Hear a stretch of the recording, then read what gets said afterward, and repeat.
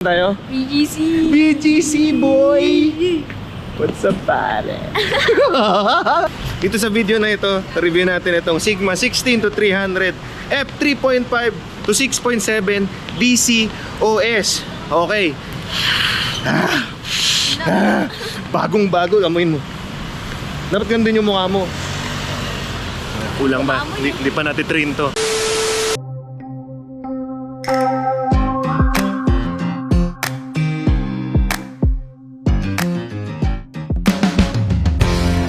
Finally, nandito na ang ating Sigma 16mm to 300mm f3.5 to 6.7 DC OS.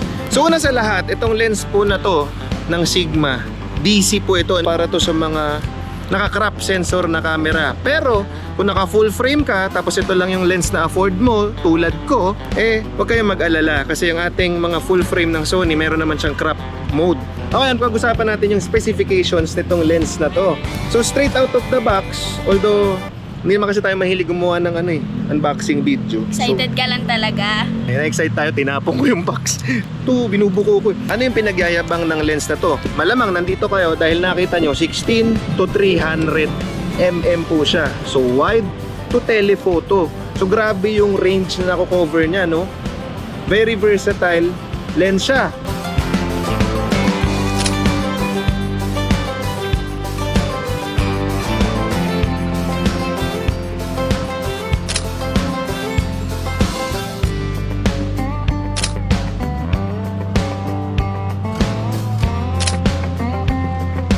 Another key feature nito, meron siyang OS. Ano po yun? Optical Stabilization, no?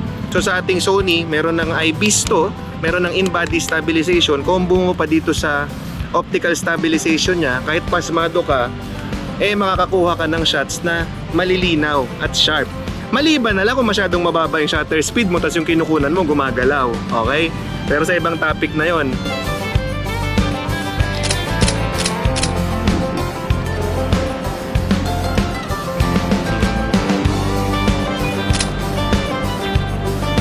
Another key feature nitong lens na to, it's considered as a compact telephoto lens, no? Kuya Mon, compact ba yan? Well, para sa range niya, 16 to 300mm, you can already consider this na compact kasi tingnan mo naman siya sa ibang lens. Ayan, katulad niyan, mga bazooka, no? So syempre, with this feature, sa size niya at sa price niya, meron siyang mga kompromiso. Hindi natin maiiwasan yun, no? Hindi naman niya magagawa lahat. Ang unang-unang mapapansin natin na compromise dito sa lens na to is yung aperture niya. 3.5 to 6.7 siya. Meaning, sa 16mm, 3.5 ang widest opening niya. Pag nag-zoom in tayo at 300mm, 6.7 na yung widest available aperture niya, no? So, madilim. Pero again, kung nakasaksak naman siya sa katulad nito, ang ating Sony A7 III, na kayang-kaya at magandang performance ng ISO, wala naman problema doon, especially, ayan, napakaliwanag ng isushoot natin. We're gonna be doing architectural landscapes, mga ganon, or cityscape, yung tawag ng iba. Basically, street photography lang tawag ko sa lahat ng yan na ginagawa natin. Ayan, so, tama ng dakta Kuya Mon. Tingnan na natin yung mga kuha. Let's G! Ano, tara.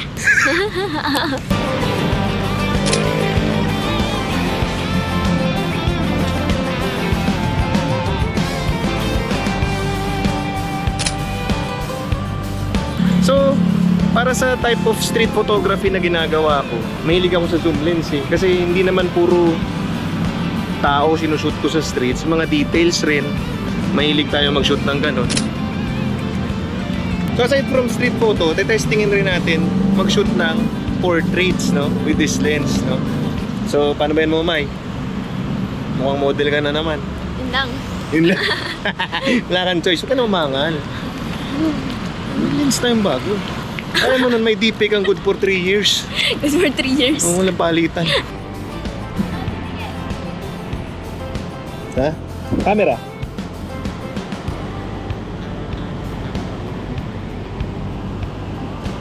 Panis. Tingin ka dun.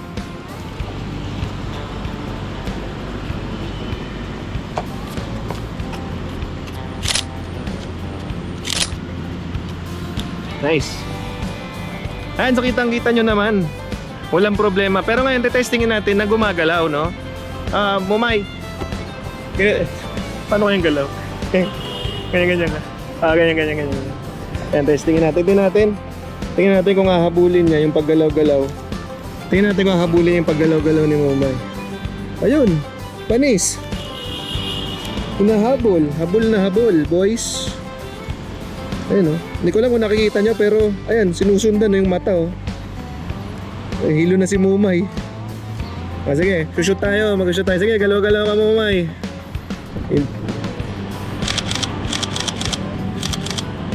Sharp. Walang takas, kahit saan ka pumunta. Namuya pa ako. Pati yung pagmuya huli. Ayan, so kita nyo naman, again, thanks to Sigma's new autofocus technology at ang kanyang optical stabilization. At syempre, combo natin dito sa auto eye focus ng ating Sony A7 III. Hindi nakatakas yung pagmumukha ni Mumay. So palagay ko sa sports, ganun rin to, no? So may try, magtatatalon dyan. Try natin jump shot. Tingnan natin kung susundan yung mukha niya. Dyan sa bato. Akit ka dyan sa bato.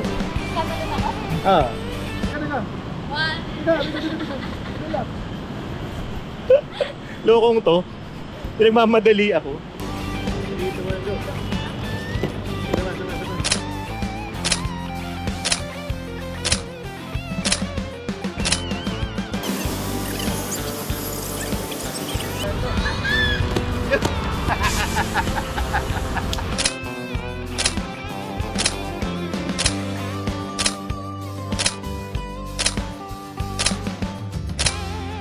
Tingnan naman natin yung kanyang focus tracking, no?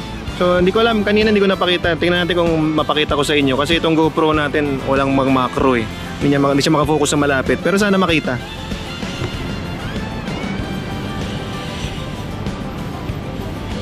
Ayan. Tingnan mo, May.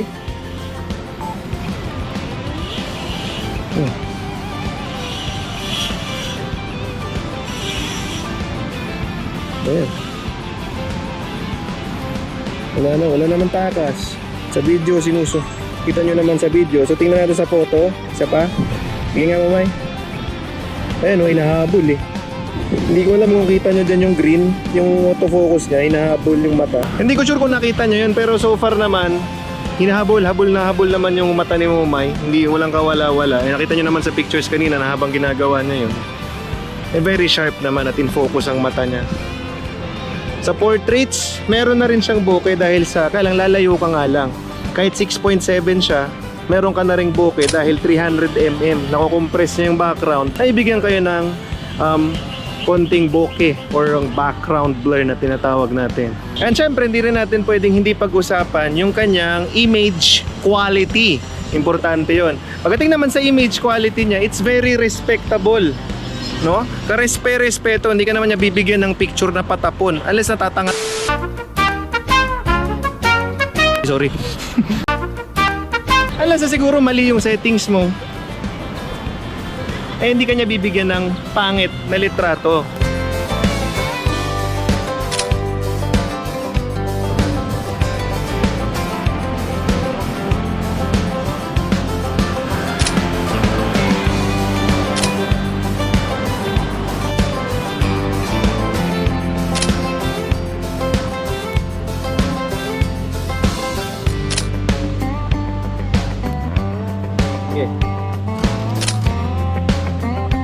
Ano masabi mo sa lens? Ganda. Ganda? Haba. Haba? So ever since sa street photography, lagi ko naririnig na, dapat naka-prime lens kayo. Dapat prime lens lang. Well, I get it. To some, it's a philosophical thing, I guess.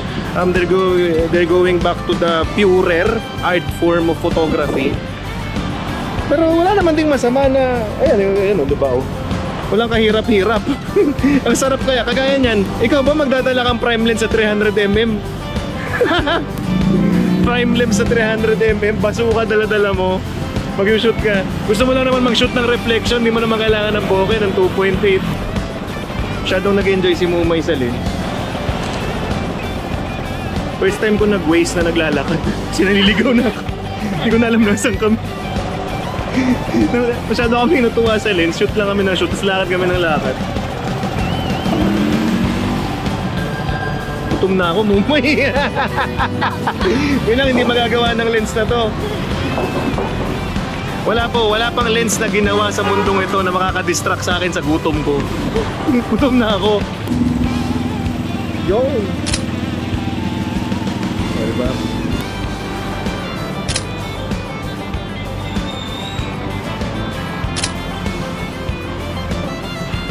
Okay, ito gagawin natin guys. Gamit tong lens na to, pagandahan kami ni Mumay ng kuha nitong ano man to, yung display na yan. Pag-isipan mo isang kuha lang, walang delete, walang ano. Pag-isipan mo maigi.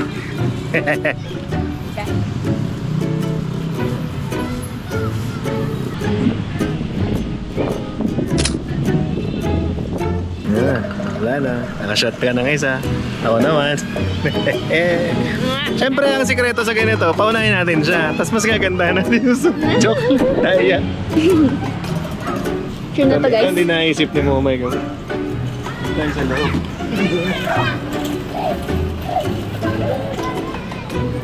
Ayan, gamit natin yung white test. Sabi ni Momay, teka, lugi ah. Parang ang usapan, walang ganun. Lugi tayo dun Wala na pressure din. Ay, yung balakang. Tama na yan. Hindi problema, balakang ang yung chan. Ay, tsambala. Ipit yung chan ko. Tsambala.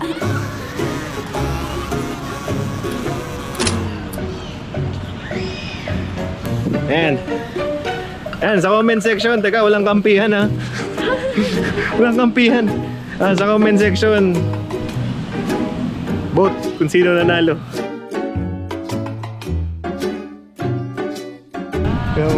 Kaya mo yan, sunod duduy.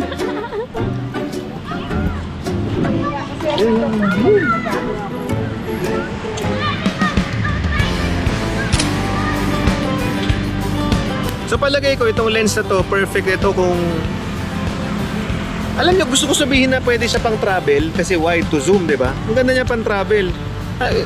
Siguro naman kaya na rin to pang travel, ganito kalaki. Eh yung iba nga nagta-travel, dala-dala 70 to 200 f2.8 na baso ka talaga eh, di ba? Okay na rin to. Ang pang-travel photo nyo, di ba? I mean, kung may magla-landscape kayo, gusto nyo ng mga detailed shot dun sa kukunan nyo, gusto nyo ng wide shot, perfect siya for travel, for street photography. Kahit si Mumay na maliit na babae, na-enjoy niya, kanina pa to hawak, di pa naman nagre-reklamo. Ewan ko lang kung gutom na. Ayan, so kung na-enjoy nyo itong lens review na ito, tulungan nyo na rin kami ni Mumay. Lens na tuloy. Like, ano yun? Share, subscribe. Ayun, narin nyo si Mumay. Like, follow, share, subscribe. Para naman kahit papano, mas ganahan kaming gumawa ng mga video na ganito, no? Ngayon, kung type nyo tong lens na to, eh bumili kayong sarili nyo. Punta kayo, Sigma Philippines. Solid na solid. And kung meron kayong mga suggestion na episode o gusto nyong gawa namin ng review or tutorial, do not shy mag-comment sa comment sections. Ayan, iwa-wash out pa namin kayo kung gusto nyo. Para sa pag napili namin gawa ng tutorial o ng review yung anong gusto nyong video, bahala kayo. Ayan. Ayan, God bless you all. Maraming salamat. Thank you Lord sa panonood nyo. Thank you Lord sa time na ito. Enjoy nyo in the rest ng video. Marami pang shots and mga bonus pictures gamit tong lens na to. Okay? Alright.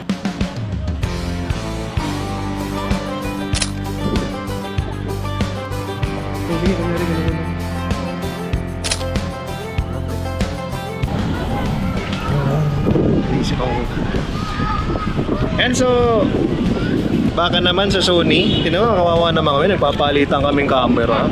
Kawawa naman kami.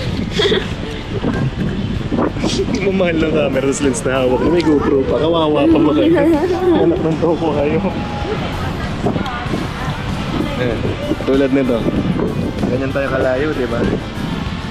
Pero, dahil sa lens na to,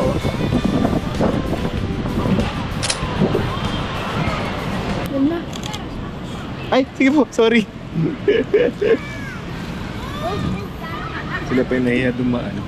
Okay. Kakatakot ka kasi. May point.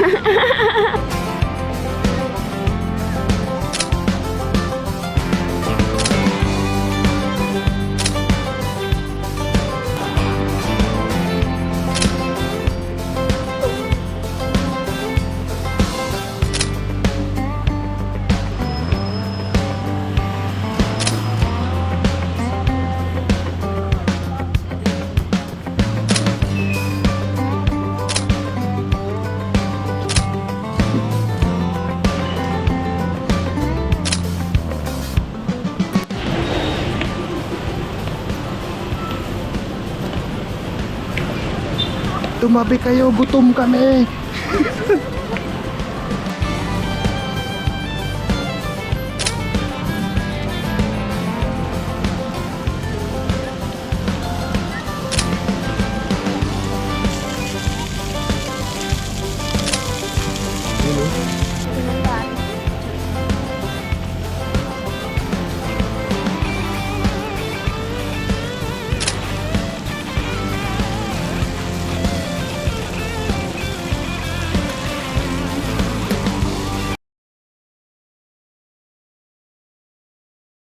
There is no one like our God. There is no one. One more time we sing. There is no one like our God. There is no one like our God. There is no one like our God. Jesus, there is no one like our God. There is no one like our God.